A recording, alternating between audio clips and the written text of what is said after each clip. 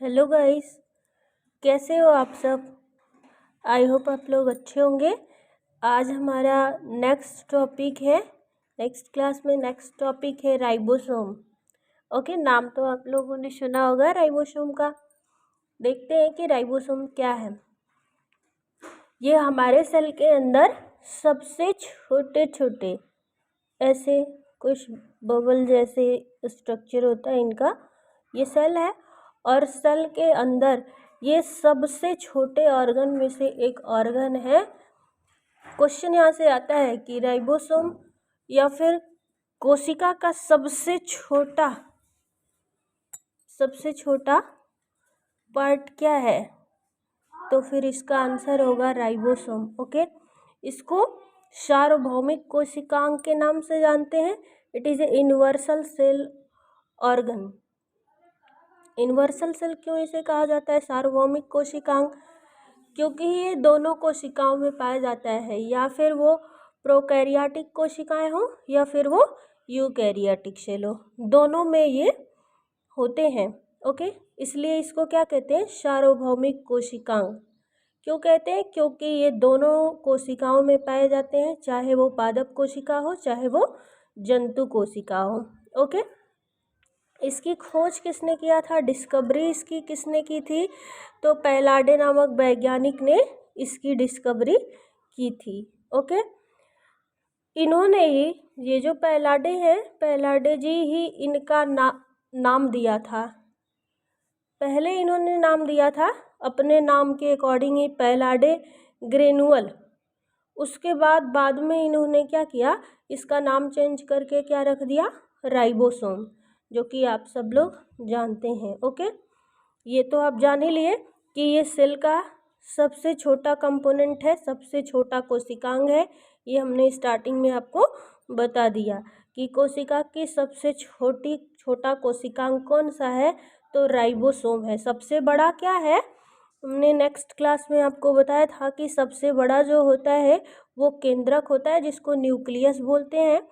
उसके बाद जो होता है वो माइटोकॉन्ड्रिया होता है, और सबसे छोटा जो होता है वो राइबोसोम होता है। इस राइबोसोम को ही क्या बोलते हैं, प्रोटीन की फैक्ट्री बोलते हैं।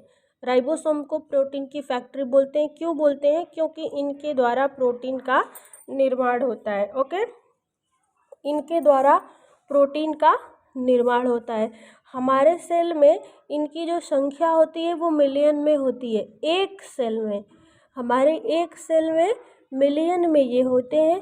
देख लीजिए, हमने मेंशन करके रखा हुआ है कि ह्यूमन बॉडी में लगभग मिलियन सेल होते हैं एक सेल में। ओके, देखते हैं कि राइबोसोम कितने टाइप्स के होते हैं। तो राइबोसोम जो होते हैं वो 2 टाइप्स के होते हैं। वो प्रोकैरियोटिक सेल में वो 70S के फॉर्म में होते हैं, और यूकैरियोटिक में वो 80S के फॉर्म में होते हैं। आई होप आप समझ रहे होंगे कि प्रोकैरियोटिक सेल में वो किस फॉर्म में होते हैं, 70S के फॉर्म में वो होते हैं। बट यूकैरियोटिक सेल में वो 80 के फॉर्म में होते हैं, 80S के फॉर्म में होते हैं।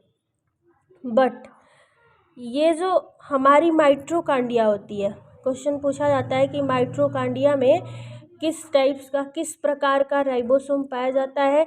तो एक हमारे बॉडी का ऑर्गन है, इम्पोर्टेंट ऑर्गन में से एक ऑर्गन है जिसको माइटोकॉन्ड्रिया कहते हैं। ये माइटोकॉन्ड्रिया में 70S राइबोसोम पाया जाता है। बाकी हमारी ह्यूमन बॉडी में 80S राइबोसोम पाया जाता है, और बैक्टीरिया में भी ये 70S, ये या फिर हम कह सकते हैं कि प्रोकैरियोटिक सेल में 70S टाइप्स के राइबोसोम पाए जाते हैं। यूकैरियोटिक सेल में 80S टाइप्स के राइबोसोम पाए जाते हैं। ये सारे इनके एग्जाम्पल हैं। जैसे बैक्टीरिया है तो वो प्रोकैरियोटिक सेल में आती है, तो उसमें बैक्टीरिया में कौन सा राइबोसोम पाया जाएगा, तो 70S का। माइटोकॉन्ड्रिया में कौन सा राइबोसोम पाया जाता है, तो 70S का राइबोसोम्स होते हैं। 80S जिसमें यूकैरियोटिक सेल होता है, उन सब में 80S पाया जाता है। जैसे प्लांट सेल हो गया, पादप कोशिका, उसमें ATS पाया जाएगा। एनिमल सेल हो गया, जंतु कोशिका, उसमें ATS पाया जाएगा। फंगी हो गया, एल्गी हो गया, इन सब में क्या होता है, एनिमल बॉडी हो गया, ह्यूमन बॉडी हो गया, इन सब में ATS प्रेजेंट होता है। ओके, आई होप आप लोग समझ पा रहे होंगे। देखते हैं कि ये जो 70S है इसके भी पार्ट्स होते हैं, ये जो 80S होते हैं इसके भी पार्ट होते हैं। तो 70S के दो पार्ट्स होते हैं, 50S और 30S। 50S और 30S। अब 30S और 50S ये किसके पार्ट्स हैं?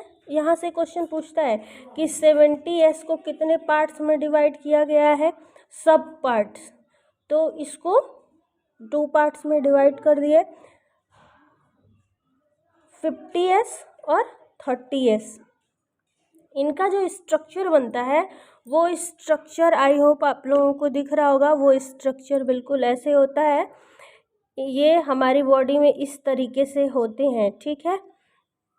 यहाँ से एक क्वेश्चन बनता है कि